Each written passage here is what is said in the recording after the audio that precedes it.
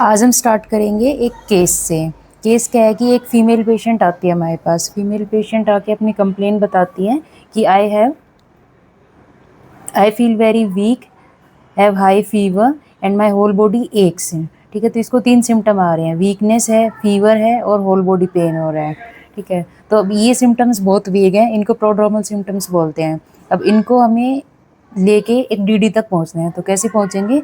पहले हम पूरी हिस्ट्री लेंगे कि ये सिम्टम्स कब से आ रहे हैं। तो फीवर आ रहा है 7 डेज से, और जनरलाइज जो वीकनेस बॉडी है वो 7 to 10 डेज से आ रही है। फिर हम जो भी फीवर के कॉजेज हैं वो रूल आउट करेंगे कि फीवर किस वजह से हो सकता है। मोस्ट कॉमनली क्या मिलता है? Upper respiratory tract infection. उसके लिए हम क्या पूछेंगे कि पेशेंट को सोर थ्रोट है, नेक में पेन है, डिग्लूटिनेशन में प्रॉब्लम हो रही है। तो इस हमारे पेशेंट को क्या है, सोर थ्रोट प्रेजेंट है, तो एक पॉजिटिव फाइंडिंग मिल गई। फिर हम lower respiratory chest infection rule out करेंगे कि कोई एसओबी या ब्रीदिंग डिफिकल्टी है, चेस्ट में पेन है, कफ है, स्पूटम है।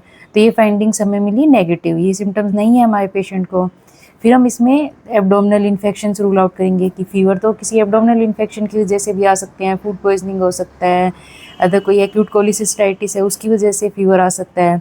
तो हमने पूछा उससे नोजिया है, वोमिटिंग है, लूज मोशन है, कोई पेन एब्डोमेन है। तो कोई फीचर नहीं है एब्डोमेन से रिलेटेड, तो ये एब्डोमिनल फीचर्स भी नेगेटिव हो गई, इधर भी कोई पॉजिटिव फाइंडिंग नहीं मिली। फिर हम फीमेल्स में मोस्ट कॉमनली क्या होता है, यूटीआई मिलता है। तो हमें इन्फेक्टिव ईटियोलॉजी उसकी भी रूल आउट करनी पड़ेगी, यूटीआई है कि नहीं। कोई बर्निंग मिक्सचुरेशन है, इंक्रीज फ्रीक्वेंसी ऑफ यूरिनेशन है, वो भी नहीं है पेशेंट को। तो कोई भी रेस्पिरेटरी इन्फेक्शन, एब्डोमिनल इन्फेक्शन या यूरिनरी इन्फेक्शन नहीं है। फिर हमने पेशेंट का एग्जामिनेशन स्टार्ट किया। एग्जामिनेशन में हम क्या करते हैं, सबसे पहले वाइटल्स लेंगे और ये चेक करेंगे PICCLE, pallor, icterus, cyanosis, clubbing, lymphadenopathy, oedema, ये चेक किया। तो हम पैलर किस लिए देख रहे हैं? जनरलाइज वीकनेस तो एनीमिया की वजह से भी मिल सकती है। तो पैलर है कि नहीं है? हमारे पेशेंट को पैलर नहीं है, साइनोसिस भी नहीं है, क्लबिंग भी नहीं है। लिम्फेडिनोपैथी चेक करेंगे। फिर तो अगर नेक में पेन था, पेशेंट को सोर थ्रोट था, तो हमने जैसे ही नेक चेक किया उसमें हमें लिम्फ नोड्स मिल गए इधर थोड़े थोड़े एक साइड पे। तो हमने पूछा नेक में पेन हो रहा है क्या? तो जो वहाँ पे लिम्फ नोड्स हैं वो उधर पेन नहीं हो रहा, पेशेंट ने मना कर दिया, तो पेनलेस लिम्फेडिनोपैथी हो गई। फिर हमने ईडिमा चेक किया, तो इन सब में क्या मिला? बस एक लिम्फेडिनोपैथी पॉजिटिव फाइंडिंग मिली। तो प्रोड्रोमल सिम्टम्स हैं और लिम्फेडिनोपैथी मिली है। फिर हमने पेशेंट्स का दोबारा हिस्ट्री लेना स्टार्ट किया कि अब लिम्फेडिनोपैथी पॉजिटिव मिला है, तो हम उसके अकॉर्डिंग पता करेंगे कि पेशेंट को क्या क्या और हो सकता है। तो उस टाइम पे हिस्ट्री देते हुए पेशेंट ने क्या बताया कि पेशेंट को सीजर एपिसोड आया था। I even had a seizure episode yesterday. अब सीजर से हमारा क्या जाएगा मेन फोकस, कि कोई ब्रेन में कोई प्रॉब्लम है जिसकी वजह से सीएनएस इन्फेक्शन कोई हुआ होगा और उसकी वजह से सीजर आया होगा। तो सीजर के तो इन्फेक्टिव ईटियोलॉजी के अलावा भी बहुत कॉजेज होते हैं, तो हमें वो भी रूल आउट करने हैं, उनको भी नहीं छोड़ सकते अलग से। तो सबसे पहले जो सीजर के कॉजेज क्या होते हैं? हाइपोग्लाइसीमिया होता है। वैसे तो मोस्टली ये जो ओल्ड एज पेशेंट्स होते हैं उसमें मिलता है, या डायबिटिक पेशेंट है जिनमें OH इंड्यूस्ड हाइपोग्लाइसीमिया है, इंसुलिन इंड्यूस्ड हाइपोग्लाइसीमिया, उसमें मिल जाते हैं। लेकिन यंग पेशेंट में भी अगर सीजर आता है तो हमें तो रूल आउट करना है। तो हमने RBS चेक करवाया, नॉर्मल मिला, हाइपोग्लाइसीमिया रूल आउट हो गया। फिर हम कुछ सीरम इलेक्ट्रोलाइट्स करवाएंगे। इलेक्ट्रोलाइट एबनॉर्मलिटीज़ की वजह से भी सीजर आ सकते हैं, जैसे हाइपोनेट्रीमिया में आ सकता है, हाइपोकैल्सीमिया में आ सकता है। तो हमने कैल्शियम, सोडियम, मैग्नीशियम, पोटेशियम सारे इलेक्ट्रोलाइट्स चेक करवाए, उसमें भी हमें कुछ पॉजिटिव नहीं मिला। फिर हमने बेसिक जो ब्लड इन्वेस्टिगेशंस हैं, CBC, LFT, KFT, हमने वो भिजवाई और रेडियोलॉजिकल इन्वेस्टिगेशंस के लिए पेशेंट को प्रिपेयर किया। अब क्या है कि पेशेंट की जो इन्वेस्टिगेशंस है उसमें हमें क्या मिला कि CBC में TLC काउंट रेज्ड है और ESR रेज्ड है। अब पेशेंट को फीवर भी था और CBC में TLC और ESR भी रेज्ड हैं। तो हमारा मेन फोकस क्या गया कि पेशेंट को कोई इन्फेक्शन हुआ है जिसकी वजह से ये सारे चेंजेस आ रहे हैं। तो हमने जो पेशेंट की अब तक जितनी हिस्ट्री ली उससे हमारे क्या डीडीज बने हैं? पेनलेस लिम्फेडिनोपैथी, फीवर, ये चीज़ें किस में मिल सकती हैं? इन्फेक्टिव ईटियोलॉजीज में, जैसे कि कोई नेक में टॉन्सिलाइटिस, फेरिंजाइटिस, कोई ये इन्फेक्शन हुआ है। इसको हम कोज के बेसिस पे भी डिफ्रेंशिएट कर सकते हैं कि हम वायरल सोचेंगे, बैक्टीरियल सोचेंगे, पैरासिटिक सोचेंगे। तो वायरल इन्फेक्शंस में क्या हो सकता है पेशेंट को? HIV, herpes simplex virus infection, EBV हो सकता है, साइटोमेगालो हो सकता है। बैक्टीरियल में क्या हो सकता है? स्टेफ ओरियस हो सकता है, स्ट्रेप्टोकोकस हो सकता है, कैट स्क्रैच डिजीज जो बार्टोनेला हैंड्सले से होती है वो हो सकती है। पैरासिटिक में क्या हो सकता है? टोक्सोप्लाज्मोसिस हो सकता है। तो ये हमारे डीडीज बन गए अब तक के। फिर लिम्फेडिनोपैथी हमें टीबी और सार्कोइडोसिस में भी मिल सकती है, तो हमें ये भी डीडी रखने पड़ेंगे। और कुछ मेलिग्नेंसीज भी ऐसी होती हैं, जैसे कि लंग कैंसर हो गया या ब्रेस्ट कैंसर हो गया, तो इनका कहाँ लिम्फेटिक टिश्यू ड्रेन होता है, सर्वाइकल लिम्फ नोड्स में, तो इनमें भी पॉजिटिव मिल सकता है। हालांकि इसमें फीवर या फिर टीएलसी काउंट रेज्ड होना इतना कॉमनली नहीं मिलता, लेकिन हमें डीडी तो ये भी रखना पड़ेगा अभी, ठीक है। फिर हमने इसकी रेडियोलॉजिकल इन्वेस्टिगेशंस कराई, क्योंकि सीजर आया था तो हमने पेशेंट का हेड सीटी कराया। हेड सीटी पे हमें क्या देखने को मिला, ये मिल गए हमें इधर रिंग शेप लीजन्स हैं, तो रिंग एनहेंसिंग लीजन्स मिल गए। अब हम पेशेंट का डीडी दोबारा बनाने बैठेंगे। अभी हमें डीडी बनाते हुए क्या ध्यान रखना है कि कोई ऐसा डीडी होना चाहिए, डिफरेंशियल होना चाहिए, जिसमें फीवर भी आती है, पेनलेस लिम्फेडिनोपैथी भी हो रही है, पेशेंट को सीजर भी आता है उस वजह से, और पेशेंट में कोई इन्फेक्टिव etiology होनी चाहिए वो, क्योंकि टीएलसी काउंट भी रेज्ड है। तो ऐसी चीज़ें किस में मिलेंगी, ऐसी चीज़ें इन्फेक्टिव etiologies में मिल सकती हैं, जैसे कि टीबी में मिल सकती हैं। मोस्ट कॉमनली जो इंडिया है उसमें तो सबसे ज़्यादा कॉमन टीबी ही है, तो हमारा प्राइमरी डायग्नोसिस टीबी रहा। फिर अब ये पेनलेस जो उसमें रिंग एनहेंसिंग लीजन्स हैं, इनमें इनके भी अलग अलग डिफरेंशियल सोचने पड़ेंगे। रिंग एनहेंसिंग लीजन्स किस वजह से मिल सकते हैं, इसका एक न्यूमोनिक होता है मैजिक डॉक्टर। एम से क्या होता है, मेटास्टेसिस, कि कहीं पे भी मेलिग्नेंसी है और ब्रेन में वो चली गई तो मेट्स की फॉर्म में डिपॉजिट होंगे। मेट्स कैसे दिखेंगे, रिंग एनहेंसिंग फॉर्म में। अगर ब्रेन में कोई एब्सेस है तो वो भी ऐसे दिख सकती है, ग्लायोब्लास्टोमा है वो भी ऐसे दिख सकता है। आई से दो चीज़ आती हैं, एक तो सब एक्यूट इन्फाक्ट आता है और एक इन्फेक्टिव चीज़ें आती हैं। सब एक्यूट इन्फाक्ट में ऐसा मिल सकता है, और इन्फेक्टिव में कब मिलेगा, या तो न्यूरोसिस्टिक का इन्फेक्शन हो, टीबी का हो, या टोक्सोप्लाज्मोसिस का हो। इन तीनों में हमें रिंग एनहेंसिंग लीजन मिलते हैं और ये तीनों इन्फेक्टिव भी हैं। होता है डी और आर। डी से क्या होता है, डीमाइलिनेटिंग कंडीशंस होते हैं कुछ, उसमें ऐसे मिल सकते हैं। और आर से होता है रेडिएशन नेक्रोसिस है। रेडिएशन नेक्रोसिस में भी ऐसे रिंग एनहेंसिंग लीजन्स मिल जाते हैं।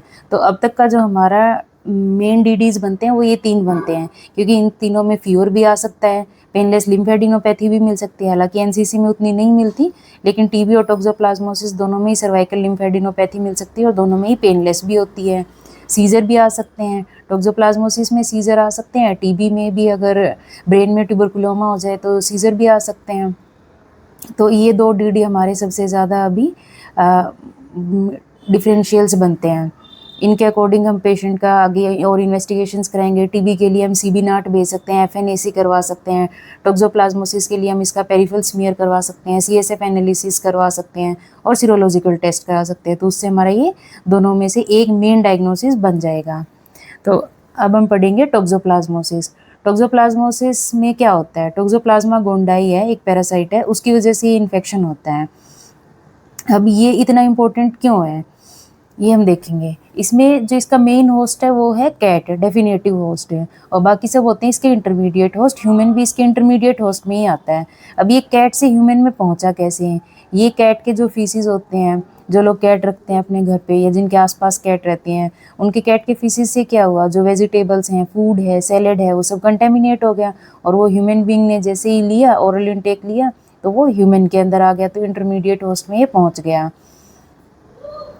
अब इसकी अगर लाइफ साइकिल देखें टोक्सोप्लाज्मा की, तो ये अपने डेफिनेटिव होस्ट में कैट में था, इधर उसे oocytes रिलीज हुए फीसिस के अंदर। पहले वो अनस्पोरुलेटेड थे, फिर वो स्पोरुलेटेड में कन्वर्ट हो गए।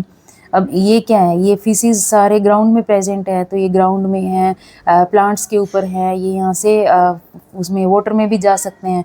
तो इनसे कहाँ गया ये इन्फेक्शन, बाकी और चीज़ों में गया, चिकन में जा सकता है, पिग में, रोडेंट्स में जा सकता है, शीप या गोट में भी जा सकता है। अब इनमें से कुछ चीज़ें ऐसी हैं जिनका हम मीट खाते हैं, तो जो नॉन वेजिटेरियन पीपल हैं उसमें अगर ये अंडर कुक्ड मीट खाया उन्होंने, तो ये किस में चला जाएगा, ह्यूमन बींग्स में चला जाएगा। ह्यूमन बींग्स में अगर ये मेल में चला जाता है तो वहीं रुक जाएगा, उसके अंदर ही सिम्टम्स आएंगे। पर ये फीमेल में अगर चला जाता है और फीमेल अगर प्रेग्नेंट है तो क्या होगा, ये अंदर फीटस में भी चला जाएगा, क्योंकि जो टैकिजोइड्स होते हैं इसके, they are transmitted through placenta, तो ये फीटस को भी प्रॉब्लम्स कॉज करेगा। फीटस में जो सिम्टम्स आते हैं, जैसे ही बच्चा पैदा होगा उसमें क्या होंगे सिम्टम्स मिलेंगे, कुछ क्या मिलेंगे वो हम आगे देखेंगे, पर उसमें ये कंजेनाइटल टोक्सोप्लाज्मोसिस कॉज कर देता है, ठीक है। तो जो अडल्ट ह्यूमन बींग है उनकी क्या फीचर्स आएंगी, और अगर कंजेनाइटल टोक्सोप्लाज्मोसिस हो रहा है उसकी क्या फीचर्स आएंगी। जो अडल्ट है उसमें कुछ तो प्रोड्रोमल सिम्टम्स आते हैं, जैसे हमारे पेशेंट में थे, फीवर है, मेलेज है, ठीक है, फैटीग हो सकता है, माइल्जिया हो सकता है, सोर थ्रोट हो सकता है, और कुछ इसमें साइंस मिलेंगे जैसे पेनलेस लिम्फेडिनोपैथी होती है वो मिल सकती है उसके अंदर। फिर कुछ आई की फीचर्स और ब्रेन की फीचर्स मिलती है इसमें हमें। आई की फीचर्स में क्या मिल सकता है, कोरियोरेटिनाइटिस हो सकता है, रेटिना का पूरा नेक्रोसिस भी हो सकता है, वेस्कुलाइटिस हो सकता है जो रेटिना में ब्लड सप्लाई आ रही है, विट्रस है उसका इन्फ्लेमेशन हो गया, विट्राइटिस, यूवीआइटिस, तो ये सारी आई की फीचर्स हो गई। ब्रेन की क्या फीचर्स मिलेंगी, ब्रेन की फीचर्स में हमें हेडेक मिल सकता है, सीजर्स मिल सकता है, फोकल न्यूरोलॉजिकल डेफिसिट है, एनसेफेलोपैथी भी मिल सकती है और मेनिंगोएन्सेफेलाइटिस भी मिल सकते हैं। तो इसमें तीन मेन चीज़ें क्या मिलती हैं, prodromal symptoms plus 3 primary features मिलती हैं ब्रेन की, आईज़ की और नेक की। ब्रेन के सिम्टम्स और आई के और नेक के हमें साइंस देखने पड़ते हैं। पेशेंट को आई में सिर्फ पेन होगा या रेडनेस होगा या ब्लाइंडनेस की फीचर्स आएंगी, और हमें एग्जामिनेशन पे ये नेक्रोसिस, रेटिनाइटिस, वस्कुलाइटिस ये फीचर्स मिलेंगी। ठीक है, फिर आते हैं कंजेनाइटल टॉक्सोप्लाज्मोसिस पे। अब कंजेनाइटल टॉक्सोप्लाज्मोसिस बच्चे को अंदर हो गया है तो हम जो लेवल 2 स्कैन वगैरह कराते हैं उसमें ये फाइंडिंग्स हमें ड्यूरिंग प्रेगनेंसी भी मिल सकती हैं, और बेबी के डिलीवर होने के बाद बच्चे में भी कुछ फाइंडिंग्स मिल सकती हैं। तो इसमें भी 3 मेन चीज़ें इन्वॉल्व होती हैं, सीएनएस फीचर्स और ओक्यूलर फीचर्स, तो ये कुछ एडिशनल फीचर्स होते हैं। सीएनएस फीचर्स में क्या मिल सकता है, बच्चे में हाइड्रोसेफेलस मिल सकता है, माइक्रोसेफेली मिल सकता है, एनसेफेलाइटिस हो सकता है, और बेबी में सिम्टम्स क्या आएंगे आफ्टर डिलीवरी, सीजर्स हो सकते हैं, ट्रेमर्स हो सकते हैं और मेंटल रिटार्डेशन मिल सकती है। ओक्यूलर फीचर्स में माइक्रोऑप्थेल्मोस मिल सकता है, तो ब्रेन का साइज स्मॉल हो गया और आइज़ का भी स्मॉल हो सकता है। साथ में निस्टैग्मस मिल सकता है, कोरियोरेटिनाइटिस हो सकता है, ब्लाइंडनेस भी हो सकती है, और बाकी और फीचर्स में हमें हिपेटोमीगैली और जॉन्डिस मिल सकता है। तो ये कंजेनाइटल टॉक्सोप्लाज्मोसिस का ट्रायड होता है एक है। इसमें 3 मेन चीज़ क्या होती है, एक तो जॉन्डिस हो गया जो हिपेटोमीगैली हुई जिसकी वजह से येलोइश डिस्कलरेशन ऑफ आइज़ हो गई, एक आइज़ के अंदर कोरियोरेटिनाइटिस हो गया, और एक ब्रेन का अगर हम सीटी कराएंगे उसके अंदर हमें क्या मिलेगा, सेरिब्रल कैल्सिफिकेशन। तो इन 3 चीज़ों का ट्रायड मिलता है, ब्रेन में सेरिब्रल कैल्सिफिकेशन मिलती है, आइज़ में जॉन्डिस मिलेगा और आइज़ में कोरियोरेटिनाइटिस मिलेगा।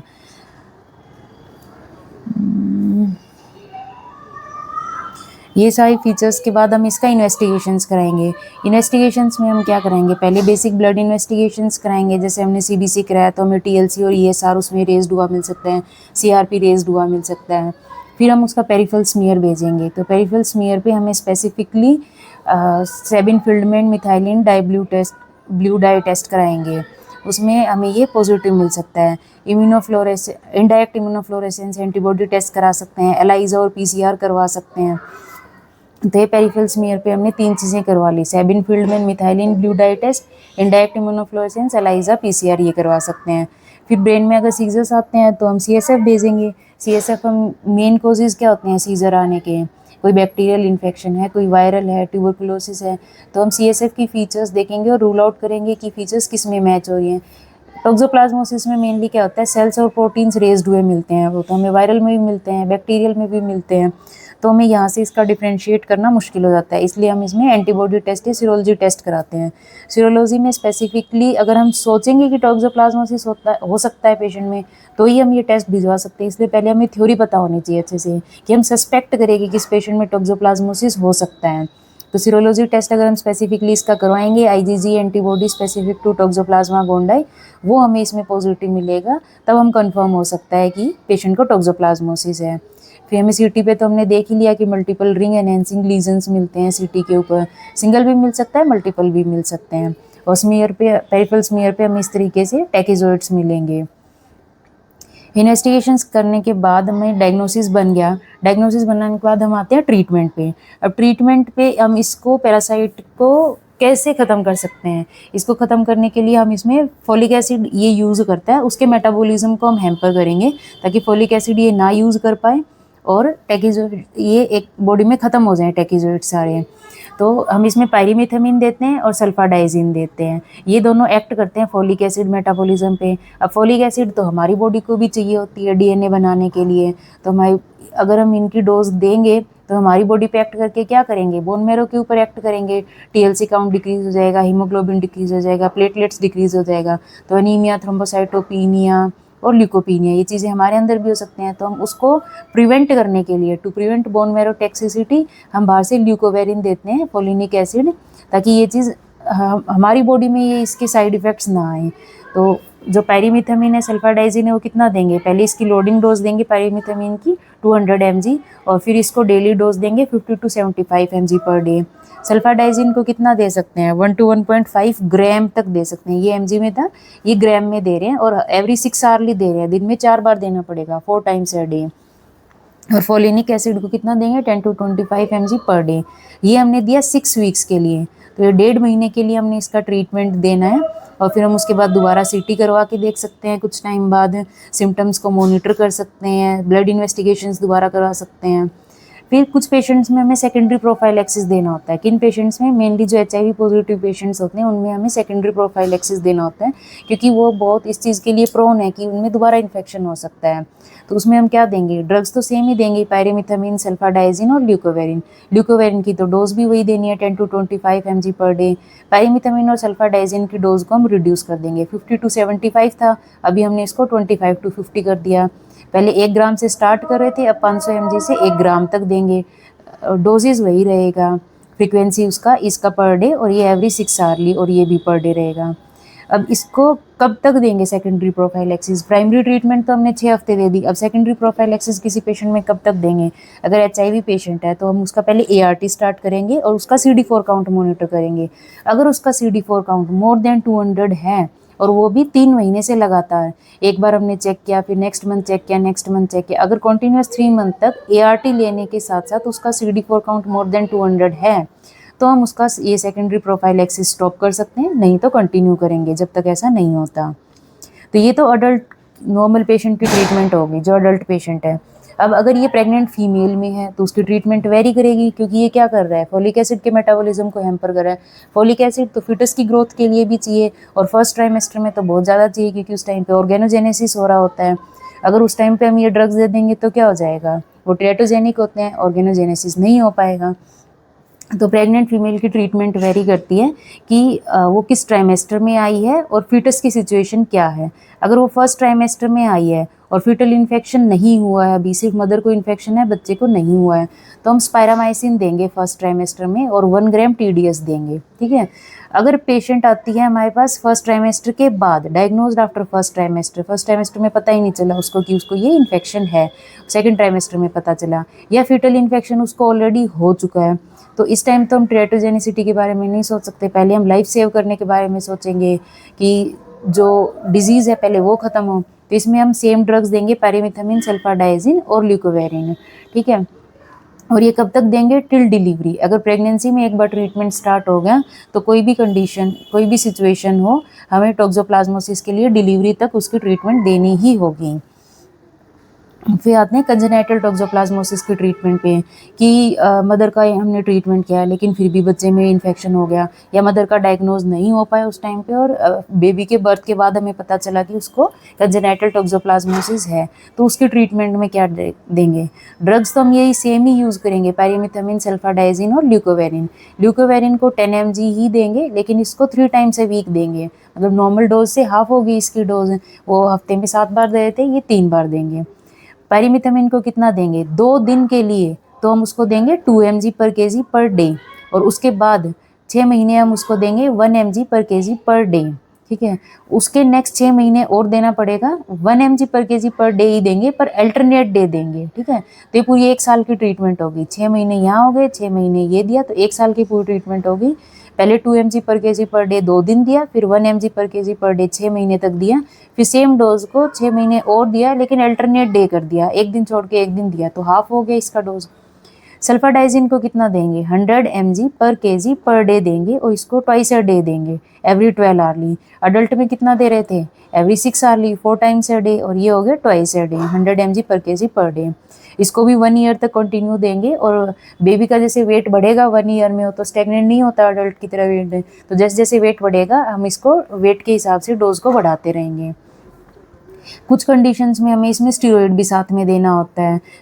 प्रेडनिसोलोन देते हैं 0.5 mg पर kg के हिसाब से। स्टीरॉयड कब देना होता है, अगर उसमें आई की या CSF की इन्वॉल्वमेंट है, माइक्रोऑप्थेल्मोस है, कोई रेटिनाइटिस है, विट्राइटिस हो रखा है, या CSF हमने चेक करा है उसमें इसकी सेल्स और प्रोटीन काउंट रेज्ड है, CSF पॉजिटिव है, तो उन कंडीशंस में हम इसमें साथ में स्टीरॉयड भी देंगे और ये ड्रग्स भी देंगे। तो ये हो गया इसका ट्रीटमेंट।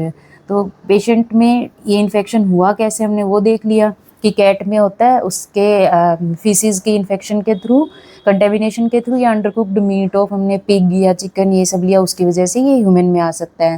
ह्यूमन में क्या सिम्टम्स लेके आएगा, प्रोड्रोमल सिम्टम्स, ब्रेन के सिम्टम्स, आई के सिम्टम्स, और कंजेनाइटल टॉक्सोप्लाज्मोसिस में ब्रेन, आई और साथ में हिपेटोमीगैली हो सकता है और जॉन्डिस भी हो सकता है। फिर हमने उसकी इन्वेस्टिगेशंस कराई। हम सिम्टम्स और हिस्ट्री के बेसिस पे सोचेंगे कि टॉक्सोप्लाज्मोसिस हो सकता है, तभी हम उसकी इन्वेस्टिगेशन करा पाएंगे, क्योंकि उसकी इन्वेस्टिगेशन स्पेसिफिक होती हैं। सीरोलॉजिकल इन्वेस्टिगेशन हो सकते हैं, फिर रेडियोलॉजिकल में हम सीटी कराएंगे, उससे हमारा डायग्नोसिस बना। डायग्नोसिस के बाद हमने ट्रीटमेंट किया। अडल्ट की ट्रीटमेंट अलग है, सल्फाडाइजिन, पैरीमिथामिन और ल्यूकोवेरिन। प्रेग्नेंट फीमेल में थोड़े चेंजेस हैं, फर्स्ट ट्राइमेस्टर में स्पायरामाइसिन देते हैं, और कंजेनाइटल में डोजेज अलग है, ड्रग सेम है, और स्टेरॉइड कब देना है वो ध्यान रखना है। तो ये हो गया हमारा टॉक्सोप्लाज्मोसिस का कंप्लीट ट्रीटमेंट।